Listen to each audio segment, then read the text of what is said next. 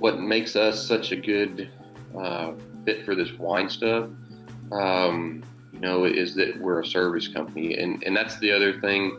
I've seen people buy stuff off the internet, or you get sell someone a wine system, and then the problem with that is they're not an air conditioning company. They can't do this install themselves, so they have to contract it out to a third party. And then down the road, who's going to take care of this machine? The beautiful thing of it is we have the service technicians, we have the equipment to take care of them. It really works well for us. We can do the install in-house. We can take care of it down the road when you need maintenance or service on it. So that's kind of why it really piqued my interest. It really works well with what we do.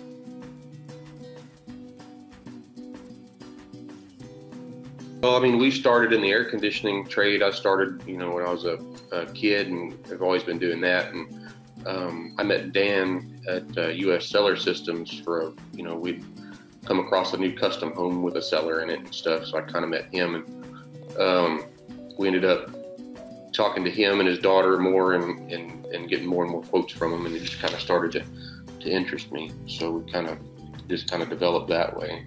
So we didn't start out to do wine cellars. It was just air conditioning for a long time.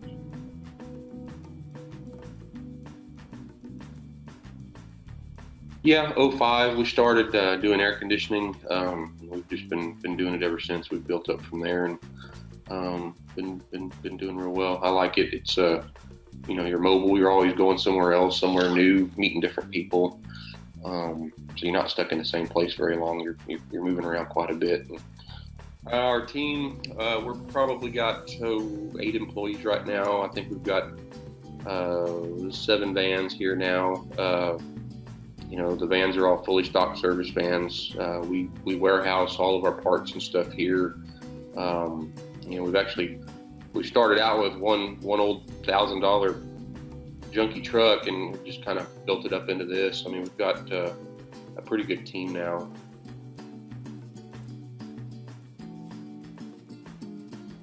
I'd like to go look at them. We get into some tricky areas, so I think the best thing to do, we talk about it and stuff like that, and kind of see where they're at and what they're wanting to do. But the best thing is for me to go look at it and see where the space is and what they're trying to do with it.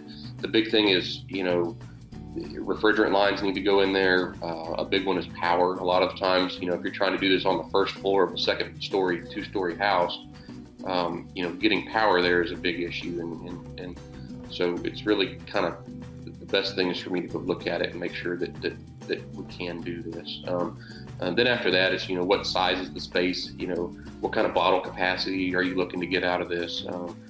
Things of that nature. And then they can go into the design process, and so we can try to start accommodating, the volume they want to hold and stuff like that. But the biggest things are can we get the things we need there, like electricity, drain lines, refrigerant lines, stuff like that. And then, once we can do that, it's kind of downhill from there. So.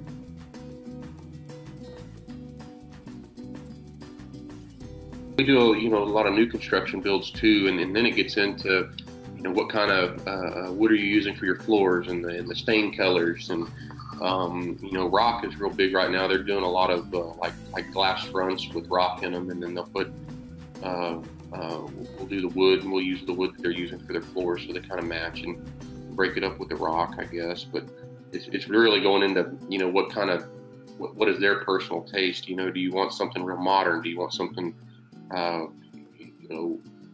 that looks more, that looks older? It's really about their taste. What do they want for their house?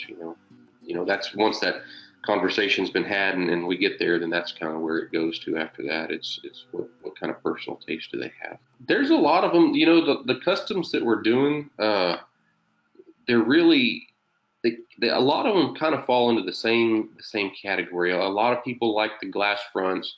They like the darker woods, and then it's a brick or a stone.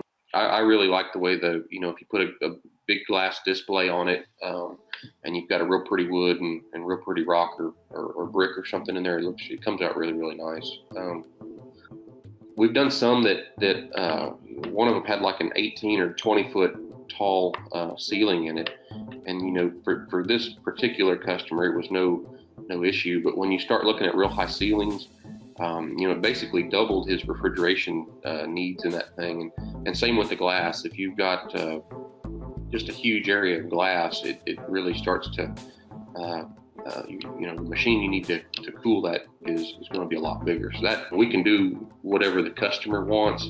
I started out when I was a kid, installing air conditioners. So how they're going in and how they're going to work long term is, pretty important to me. So I tend to look at things more on the mechanical side than the sales side. I've always been more of a mechanical kind of guy versus the big creative artistic guy. So, so I do come from a more technical background.